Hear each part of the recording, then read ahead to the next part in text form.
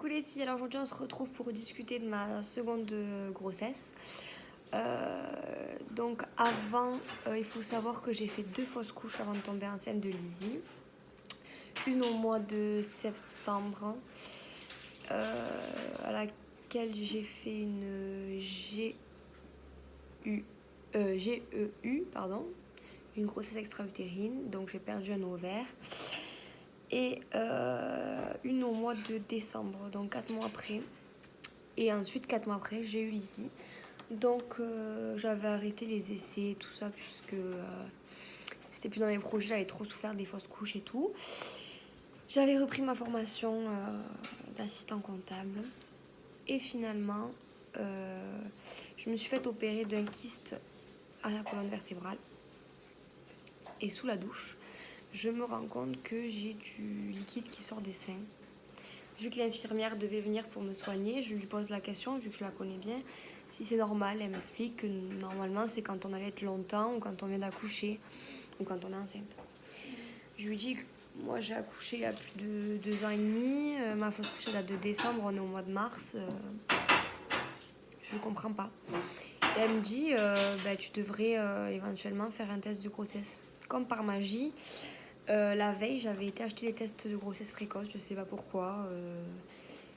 J'ai dit tiens, je vais en acheter. Donc du coup, je le fais et je vois pas trop de barres. Enfin, j'attends pas vraiment les 5 minutes, donc je vois qu'il n'y a pas de barres. Bon, je le jette, je me maquille et puis je dis bon, quand même, je vais vérifier. Et je prends le test et je crois voir une barre. Et plus le test séchait, plus la barre s'affichait. Donc j'envoie un message à ma cousine, ma soeur me dit non, c'est léger, enfin je sais pas trop. Ma cousine me dit si, je la vois quand même. Je la montre à Chérie. Chérie me dit oui, effectivement. Bon, la journée passe. Le soir, Chérie prend peur et me quitte. Du coup, le lendemain, je vais faire une prise de sang. Et à midi, en sortant de mon stage, je retourne racheter un test de grossesse, un Clear Blue digital. Je vais le faire et je vois enceinte 1 à 2 semaines. Donc je me dis bon, c'était bien ça. J'attends les résultats. Effectivement, j'étais enceinte. Donc vu mes 2 fausses couches, je fais plusieurs prises de sang tous les 3 jours. Mon taux, en fait, il faisait x8, x9. Donc le gynéco a eu peur que j'attende des jumeaux. Ou que ce soit encore une grossesse extra-utérine, parce que apparemment il se pourrait que ce soit ça aussi. Donc du coup il me fait vite venir en urgence à son cabinet pour voir s'il voit une poche, qu'est-ce qu'il voit ou si c'est bien placé. Bon oui, il voit une poche, mais il ne sait pas s'il y a 2 embryons ou pas parce que c'était trop petit. Et pardon. Merci. Et du coup il me dit de revenir 1 semaine après ou 2 semaines, je sais plus. Il me met sous traitement du coup pour que le bébé s'accroche, donc acide folique, progestérone, jusqu'aux 4 mois de grossesse. Et donc il me dit on va voir comment ça se passe, on va surveiller ça. Donc 2 semaines après, je vais avec ma petite cousine à une écho de datation. Donc il n'y avait bien qu'un bébé, tout allait bien. On a été surpris de la date puisque elle était prévue pour le 3 décembre et la grande était prévue pour le 1er décembre. Donc je tombais dans les mêmes... comme par hasard dans les mêmes zones. Donc il m'a dit on continue le traitement, on voit. Je n'ai pas eu de vomissements, pas de nausées, très fatiguée, beaucoup d'insomnie aussi, de cauchemars. Mais voilà, donc j'étais toujours séparée de son papa. On s'est remis ensemble en juin. Ça a été dur pour lui parce que finalement quand il a su que le bébé était là, il a pris peur alors que à la base il était d'accord pour avoir un enfant. Donc du coup il a pris peur, il est parti. Et du coup, les premiers mois étaient compliqués pour moi. J'ai su à la première échographie que c'était une fille. Enfin, j'ai une estimation. Et du coup, les mois ont passé. J'ai continué à voir ma fille, du coup, même seule, puisque il n'y avait plus son papa. Il m'a quand même parlé d'avortement, mais j'ai pas réussi, clairement. Je partais du principe que je l'avais voulu, je l'avais et je la garderai toute seule. Donc en juin, il revient vivre avec nous.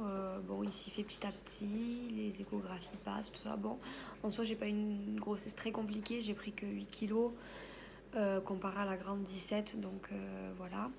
Bébé était au-dessus des courbes de poids et de taille. Le gynécologue savait pas si ça passerait même, il pensait faire une césarienne. Elle était en siège pendant très longtemps et s'est retournée qu'à 34 semaines. Quand j'ai failli accoucher préma, donc j'ai été MAP pour cette petite princesse. En fait, à 34 semaines, le vendredi, je me sentais pas bien, je sentais un poids en bas du ventre. Pas rassurée, du coup je pars du travail, je dis je vais quand même aller à l'hôpital vérifier. Et donc quand je vais à l'hôpital pour vérifier, des contractions, oui j'en avais, mais bon c'était pas non plus très régulier. Elle me fait une échographie du col et elle voit quand même que le col est ouvert à un bon doigt je crois et raccourci surtout. Et elle me dit bon essayez de vous reposer tout ça, il vous reste qu'une semaine avant le congé mater, qu'est-ce qu'on fait? Je dis non c'est bon je vais me reposer. Le samedi passe, des contractions. Et le dimanche, je me lève pas bien. Beaucoup de contractions assez douloureuses et tout ça. Bon, je fais passer la journée. Je dis à chérie, écoute, on va aller se promener, on va aller prendre l'air. Peut-être le fait de prendre l'air aussi, ça va calmer la chose. Finalement, pas du tout. Pas bien, pas bien. Le soir à 19h, je me gueulais dans mon canapé à chaque contraction. J'en avais une toutes les 2 minutes. J'étais vraiment pas bien. J'appelle la maternité, je leur explique. Ils me disent non, non, vous venez tout de suite. Et du coup, j'ai dit à chérie, écoute, dépêche, mets ton téléphone en charge, on va y aller là. Il comprenait pas trop, mais bon, il m'écoute quand même, il a pas été embêtant, il m'amène là-bas. Comme par hasard, d'ailleurs par chance, je suis tombée sur la même gynécologue de garde. Donc du coup, on a, de suite avant de faire le moniteur, on m'a dit on va de suite aller voir le col, l'état du col. Donc on a regardé, en fait mon col était ouvert à 2, j'avais presque plus de col. Elle était très inquiète. En fait, j'étais en travail, quoi, donc j'allais accoucher. Donc, ils m'ont donné des petits cachets, là, orange, je sais plus le nom, pour calmer les contractions. Elle m'a dit si au bout des 4, ça passe pas, on va être obligé de vous transférer parce que c'était une clinique où il n'y a pas de niveau 3. Donc, ils accouchent pas à 36 semaines et moi, j'étais à 34 semaines. Donc, elle m'a dit on vous enverra directement à l'hôpital. Donc, ils me transfèrent à l'hôpital, ils me mettent une perfusion. Et en fait, la perfusion a arrêté les contractions. À l'hôpital, ils n'étaient pas contents parce qu'ils disaient qu'il fallait pas faire comme ça, qu'ils auraient dû me laisser accoucher, ceci, cela. Bon, bref. Le fait est que j'ai quand même réussi à tenir jusqu'à 39 semaines. Donc, c'est déjà ça. Ça faisait 5 semaines de plus à bébé. C'était mieux pour elle quand même. Donc, voilà. Et après ça, plus de contractions. Plus du tout. Mais plus du tout, plus du tout, quoi. J'en avais souvent et là, plus rien, plus rien, plus rien. J'avais monito tous les 2 jours, rien du tout. Bon, rien. Le gynécologue s'inquiétait parce qu'il risquait de me déclencher du coup au vu de mes problèmes de purée parce que je me grattais en fait depuis le mois de juin partout sur le corps, toute la nuit, tous les jours je saignais. On a fait les tests de cholestase 3 fois, c'était pas ça. Ils n'arrivaient pas à trouver d'où ça venait, je dormais plus. Et mon fer était très très très bas, le minimum c'est 7, non le minimum c'est 10 et j'avais 7, moins de 7 je crois. Donc il s'inquiétait beaucoup, donc il devait me déclencher. Donc on avait rendez-vous le lundi 19 novembre pour voir si mon col était favorable pour me déclencher dans la semaine. Et en fait, quand il m'ausculte, au moment où il retire ses doigts pour la fin de l'ausculte, j'ai perdu les os sur lui. Voilà, dans son cabinet.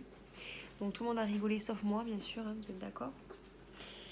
Et donc il m'a dit, bah, ça tombe bien, vous êtes sur place, donc vous allez descendre à la salle d'accouchement et puis on va voir. Donc du coup, on est descendu à salle... Coucou, elle me regarde là, c'est pour ça. Coucou. Et on est descendu à la salle d'accouchement, donc elle m'a posé un monito pendant 30 minutes. Elle m'a dit oui, ça va prendre du temps à se déclencher. Et en fait, j'avais quand même des contractions toutes les 5 minutes. À peine la poche fissurée, j'étais déjà en travail. Je perdais énormément d'eau, je croyais que ça allait jamais s'arrêter. Elle me fait monter en chambre, puis elle me dit vous descendez quand vous voyez que ça va pas trop ou quand vous voyez que ça devient plus intensif, tout ça, tout ça. Donc du coup, on monte, je vais chercher les valises avec chérie pour marcher. Et puis, en fait, je m'assois sur la chaise, j'étais mieux que sur le lit. Et les contractions, elles commencent vraiment à s'intensifier. Je suis quelqu'un qui a les contractions dans les reins, donc c'est très douloureux. Je mange un peu, un bout de poire, je crois, et un petit suisse. C'est tout. Et là, vers 13h30, je vais dire, je lui dis à chérie, écoute, là ça va plus, il faut qu'on m'emmène en bas, il me faut un fauteuil, je peux pas marcher. Donc on sonne, elles arrivent, elles vont me chercher un fauteuil, j'ai l'impression que c'était une éternité, j'ai été exécrable en plus. Elles m'amènent donc en salle d'accouchement, elles me disent je pense que vous avez attendu un peu trop longtemps, vous voulez quoi? Je crie une péridurale, je veux une péridurale, alors que de base je voulais accoucher naturellement vu que la première j'avais accouché sans péri. Là, j'ai dit, je m'en fiche, j'en veux une. Et donc, heureusement, il n'y avait personne ce jour-là. J'étais vraiment la seule à avoir accouché. Donc, du coup, ils ont été dispo de suite. L'anesthésiste est arrivée. Chéri avait oublié le sac de la petite alors que j'avais bien dit de le prendre en haut. Donc, il est parti, du coup, en attendant la pause de la péri. La pause de la péri a duré à peu près 1 heure. De 14h à 15h, je vais dire. Ça a été très long parce qu'en fait, au moment de me poser la péri, l'anesthésiste s'est rendu compte que j'avais une scoliose lombaire. Donc, il ne pouvait pas piquer au bon endroit. Enfin, il a piqué au bon endroit, mais ça a touché l'os, donc ça ne pouvait pas marcher. J'ai eu une contraction, donc il a dû tout retirer. Il m'a dit, écoutez, si vous voulez, je vous pique un peu au-dessus, mais j'ai pas le temps de vous rendormir la zone. Donc, est-ce que je pique à vif? J'ai dit, ah oui, vous piquez à vif, je m'en fiche, faites ce que vous voulez, mais vous me mettez cette péridurale. Donc, il pique à vif, et là, il trouve pile au bon moment la moelle épinière. Donc nickel, il injecte le produit. Et là, en 10 minutes, j'avais plus rien, mais plus rien du tout. Donc entre le début et la fin, il s'est passé 1 heure. Donc elle m'ausculte, j'étais à 6. Donc elle me dit, bon là, ça va ralentir le travail. On est tranquille, vous pouvez vous reposer. Donc je me mets sur le côté. Chérie s'endort, moi je m'endors. Et puis vers 15h30, la petite bouge. Et on capte plus son cœur au monito. Donc je me réveille, elle arrive pour replacer le monito. Et je lui dis par contre ça bouge beaucoup dans mes fesses, mais beaucoup, beaucoup. Et elle me dit non, non, mais c'est rien, c'est les effets de la péridurale, c'est parce qu'elle s'engage petit à petit, c'est très bien. Je lui dis bon, super. Mais quand même, ouais, ça devait être 15h40 là. Elle me dit je reviens d'ici 10 minutes pour vérifier que tout, pour vous réausculter, ça fera 1 heure complète. Je réveille chérie, je lui dis tu veux pas regarder sous la couette que ça pousse vraiment beaucoup. Et il regarde et il me dit mais il y a quelque chose. Je dis comment ça il y a quelque chose? Et il me dit mais la tête de la petite. Je dis non mais tu déconnes. Il me dit non non, je dis ben il faut sonner. Au moment où je sonne, elle re-rentre pour m'ausculter. Elle me dit ça va pas. Et chérie, il dit mais non, elle a la tête entre les jambes. Elle soulève. Elle dit mais oui. Alors elle commence un peu à paniquer. Elle dit non non mais je vais chercher de l'aide. Alors elle va chercher 2 collègues à elle pour accueillir bébé tout ça. Sa collègue arrive, regarde sous la couette, elle dit non mais t'as pas le temps de t'installer. On retourne la dame, tu mets juste une paire de gants et voilà. On la sonde pas, on défait pas la table, on n'a rien le temps d'ouvrir. On met juste des gants et on y va. Parce que la petite en fait s'engageait seule, elle sortait seule, je n'ai pas eu à pousser.